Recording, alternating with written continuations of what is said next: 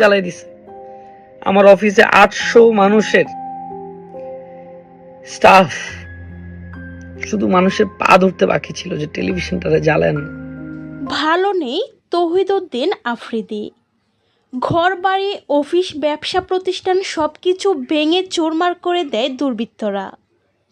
বাবার কঠোর পরিশ্রমে গড়ে ওঠা মাই টিভিও ভেঙে দেয়।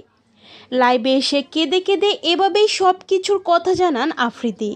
আসার পর বারবার আমি আপনাদেরকে ইশারা ইঙ্গিত দিয়ে বুঝাইছি যে দেখেন, একটা মানুষ যখন একটা স্ট্যাটাস দেয় সে ডিলিট করে কখন। তিনি বলেন, আমার বাবা সবসময় মানুষদের ভালো চাইতো। আমার মনে হয় এই ভাঙচুর কোনো ছাত্ররা করেনি। আমাকে কেউ বিশ্বাস করাতে পারবে না এইগুলো ছাত্রদের কাজ, এইগুলো হচ্ছে সন্ত্রাসদের কাজ। আমার সবকিছু ধ্বংস করে দিল।